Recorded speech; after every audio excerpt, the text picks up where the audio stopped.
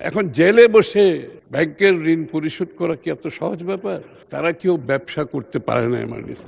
গত দীর্ঘ 17 বছরের বিএনপির আন্দোলন সংগ্রামে বিএনপির যারা ব্যবসায়ী আছে তারা কেউ ব্যবসা করতে পারে না। তাদেরকে ব্যাংকের স্যাংশন করা লোন পর্যন্ত দেওয়া হয় না। লোন স্যাংশন হয়ে গেছে কিন্তু লোন দেওয়া হবে না। তাদের লোন অ্যামাউন্ট, লোনের সময়, ঋণের সময় যখন শেষ হয়ে গেছে এক্সটেনশন করা হবে না।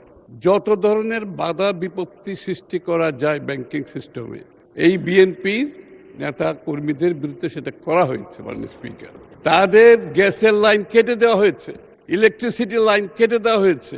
এই বিএনপি নেতা যাদেরকে খেলাপি বলা হচ্ছে তারা এই দীর্ঘ সময়ে অনেকে পালিয়ে বেরিয়েছে, বাড়িতে থাকতে পারে না। 200-র বেশি সার্ভিস ও ফিচারে লেনদেনের সব বিকাশ অ্যাপে সম্ভব। তাদের ব্যবসা প্রতিষ্ঠান বন্ধ করে দিতে হয়েছে। অনেকে জেলের মধ্যে অবস্থান করেছেন। মাননীয় স্পিকার, এখন জেলে বসে ব্যাংকের ঋণ পরিশোধ করা কি এত সহজ ব্যাপার?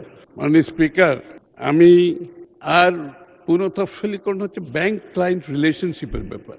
ব্যাংক ক্লায়েন্ট রিলেশনশিপের ব্যাপার এরকম স্ট্যান্ডার্ড প্র্যাকটিস। তো এই হচ্ছে বিএনপির অবস্থা। তারা কেন ঋণ খেলাপি হয়েছে, তাদেরকে কেন আজকে ঋণ খেলাপি হিসেবে আখ্যায়িত করা হচ্ছে। আবার অনেক দল আছে তাদের নাকি ব্যাংকও আছে। তো বিএনপির তো কোনো ব্যাংক নাই। বিএনপির কোনো ব্যাংক আছে? বাংলাদেশের এটা জনমুখে প্রচারিত, এটা সবার যারা আছে তাদের নাকি ব্যাংক আছে।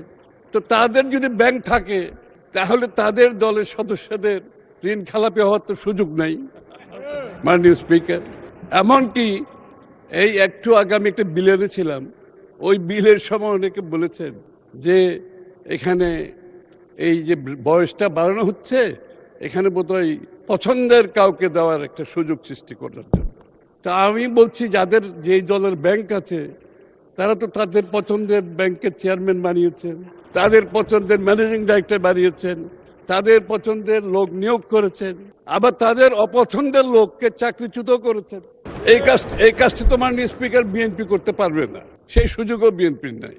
মাননীয় স্পিকার, আরেকজন সদস্য যে প্রেসিডেন্টকে নিয়ে যে অনেকগুলো উক্ত করেছেন, প্রেসিডেন্টের প্রতি আমার কোনো ভালোবাসার আছে আমি বলতে পারবো না, কিন্তু প্রেসিডেন্ট ইজ এন ইনস্টিটিউশন।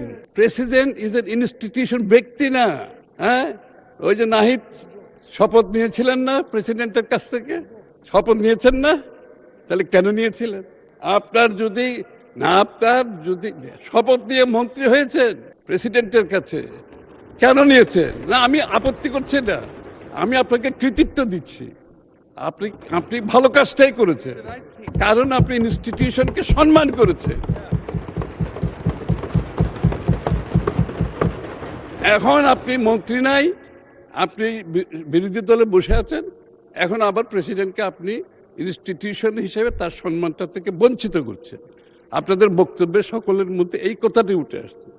আবার যেদিন শপথ গ্রহণ করা হয়েছে ইন্টেরিয়াম গভর্নমেন্টের, আমাদের বন্ধুরা সবাই তো সদল বলে সম্মুখ সারিতে উপস্থিত ছিলেন, সম্মুখ সারিতে। আমরা জায়গা পাই না, আমরা পিছনে বসছি। তাহলে এই ধরনের মন্তব্য, if you believe in constitutional democracy, আপনি যদি কনস্টিটিউশনাল ডেমোক্রেসিতে বিশ্বাস করেন, আপনাকে ইনস্টিটিউশনকে সম্মান করতে হবে। এখানে ব্যক্তির কোনো বিষয় নাই। You have to respect the institution of constitutional democracy. তো আপনাকে এটা নিশ্চিত করতে হবে।